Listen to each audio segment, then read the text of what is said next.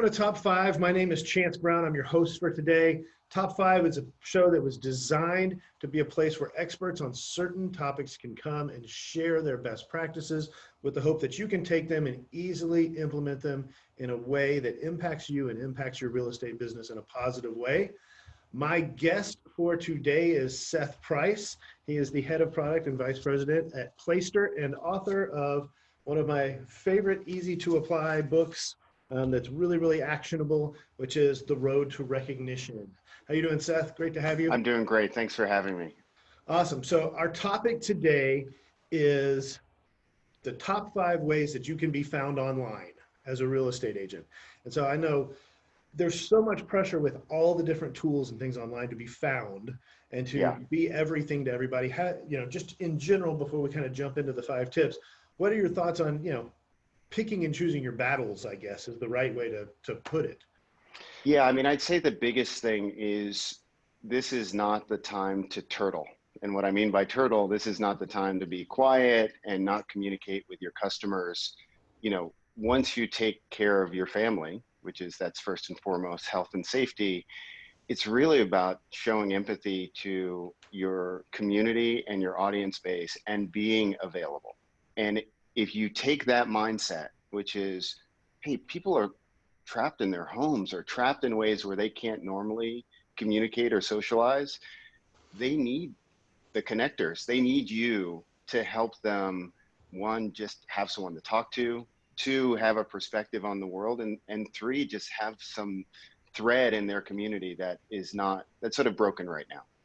Yeah, I know one of the things that we've noticed as we've just, been making those phone calls and reaching out to people is that as opposed to quote unquote normal now during this time of COVID, our engagement levels are huge. I think people are just kind of craving that human interaction.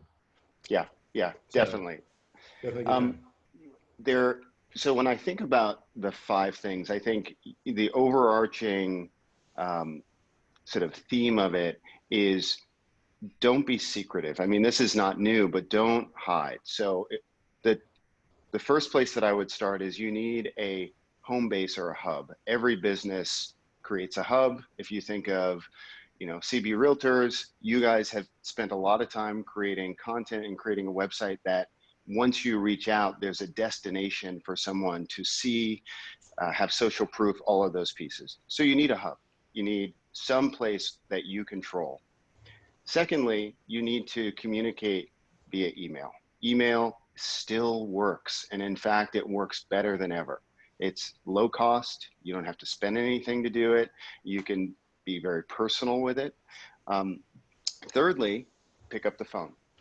Can we go back to a second before we get to third?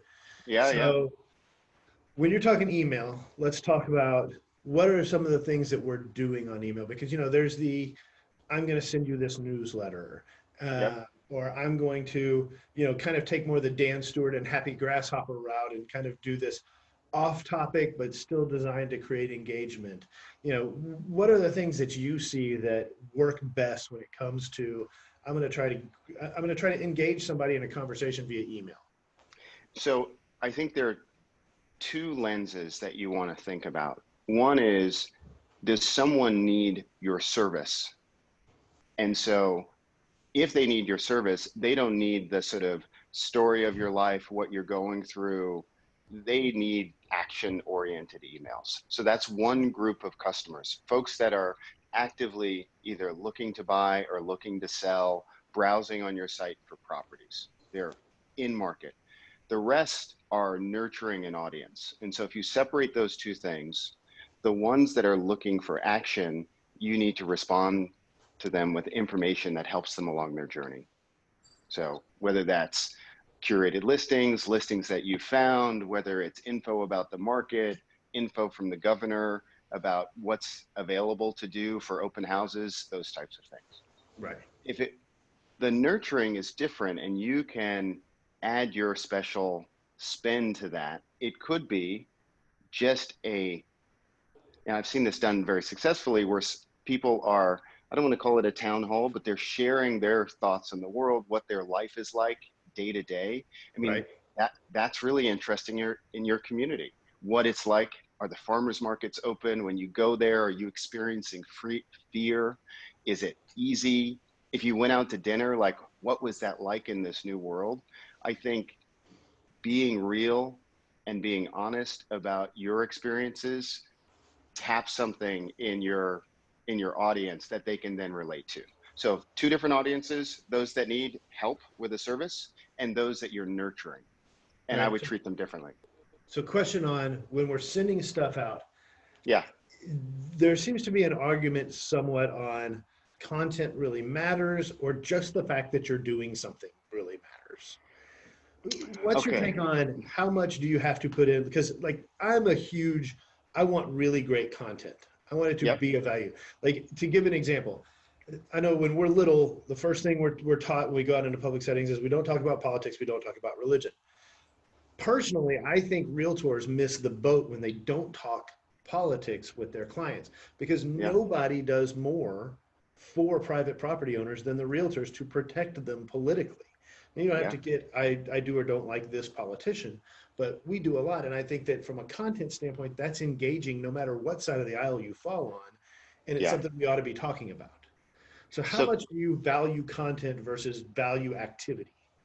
so I would, again, put it in two buckets. Quality is generally always going to outperform a lesser quality post. But the caveat there is if the person who's doing quality does not put out their content very often, then the person who's doing lesser quality but is consistent is going to win. And so it's a balance. Like if the thing I would start with is you have to do something. You have to communicate. And what you'll find as you start communicating consistently is you have a desire to make your content better. And your customers will tell you either by opting out of your list or by reading your content that you're on to something. And so you have to use that gauge to be the reason why you improve your content. Because improving it just to make it more beautiful and have more words, like that doesn't mean anything if it doesn't move your audience. And so it's a tricky thing. There's no black or white answer to it, but I would say try and do the best content that you can, try and be as real as you can, and then also try and be as consistent as you can. Right. Everything works and nothing doesn't. That's right. That's right. Yeah. It's a funny paradigm where you wonder why someone who is maybe not as good as you does better than you. And generally it has to do with their work ethic Yeah. more than anything else. It's not that, I mean, there are lots of really smart people that aren't successful. And there are lots of people that you go, how did that person become so successful? I don't Well, even know how they put pants on in the morning. exactly. But every day they put pants on, they go to work and they do the work that's necessary to get it done. So That's it. Yeah. Cool. All right. Moving on from email. What's your next one? phone is still really powerful. I mean, we know that from cold calling. I mean, cold calling works. It's like if you're going to pick up the phone, you're in a community. It's like you can start with, hey, I live in the neighborhood. I'm just checking in on all of the people that are in my neighborhood to make sure everybody's okay. Like that's a simple intro. You could go through your entire phone list and call people and go, hey, I haven't spoken to you for a while. Things are really weird. I just wanted to let you know I'm available to chat. I'm open, and if you need any help, I'm here. To the more like, hey, I'm in your neighborhood and there's a listing I just put on the market that's right down the street. I know it's difficult to see them right now, but I just want to let you know that I'm here to give you every information that you could possibly want about it. Those are all three very valuable ways in which you can communicate to your audience. Right. So to kind of give you an example on something like that, we do a call nights inside the Yeah, brokerage, yeah, right? yeah, And so we did one in the first quarter, did one in January when the world was still normal. yeah, And we did one in May when the world was COVID. yeah, And, obviously January, people are making plans for the year and everything. We set a lot more appointments for a lot more dollar volume and stuff like that in that month. But our dials per conversation numbers in May were much higher yeah, and the time on phone was higher, and really yeah, it was the opportunity to either connect at a deeper level or completely reconnect from people we haven't. You just give the old apology script of, hey, sorry, I haven't done a great job, but I'm reaching out to everybody in my database and just touching base. And Yeah. it really, the after effect has been we set more appointments 2, 3, 4 days later this Yeah. time than we did in that initial conversation. And so, absolutely, I jokingly, when I teach and when I work with our agents, I jokingly just hold up my phone and make sure they're aware that it does more than check Facebook. Yeah. The interesting thing that this, I think any crisis creates is a desire for communities to be stronger because that's all we've got, right? We don't have international, we don't have the next state over, we've got right here. Yeah, We've got to make sure our people are fed and that they're safe and that they're healthy, like all of those things. And so you now have a greater license than you've ever had to call anybody in your community and offer help. We are in the service business. And so if you put on a service mindset, like there's not a human that you couldn't call and say, can I help you? Do you have, are you getting food in your house? Like, is everything working for you? Like yeah, that's a welcome call. So I wouldn't hold back from using the phone. It's an amazing tool. yeah. Here in Houston, we saw that really clear post Hurricane Harvey a couple of years Yeah. ago, which Yep. was we had more people lined up to volunteer than we had lined up who needed help.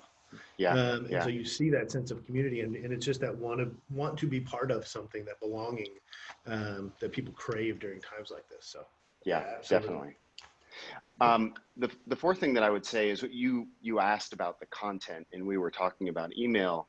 Um, as you get better and want to be more efficient, you want to start creating content that you can reuse over and over and over again. This is what companies do. This is what, if you ever hear the term content marketing, it's about creating something of value in the form of a video or a written post or a podcast that can touch one to many. You do the effort to create it once, you can use it to communicate with many. And so the fourth thing to me is start to think about one piece that you can create that would be worth sharing to all of the folks that you got on the phone. If you spoke to them, or even if you didn't, you would go, hey, I'm going to send you something that might be valuable. I don't know whether it's all the stores that are open, all the places that you can get farm fresh food, all the places that you can get, care for your car, because now that's backed up right now. I don't know if you've experienced that, but if you're trying to get your car fixed, you got to wait. Like, I don't know what the value is, but you will know what the value is in your community. Creating those assets mean that every time someone asks that question or you sense that it could be helpful, you can go, hey, I've got something that I created. Let me send it to you. It then becomes a gift that you are giving to the recipient. And that's what content in its best form should be. You create something that you are thinking about the recipient, that they are going to get immense value from this thing. Yeah, Create one, then create the next one. When you have another question that gets asked a lot, then create the next one to answer that question. And that's how I would think about the content piece. cool. I love that. Yeah, we have a mantra inside of our brokerage. It's do for, not to. Yeah, And so as we create everything that we try to create from a marketing standpoint, from a tools and service standpoint, it's always is this of value to yeah, the person who's receiving it? And that's right. reciprocally, does it build value in the person sending it? That's right. That's Right. right. That's spot on.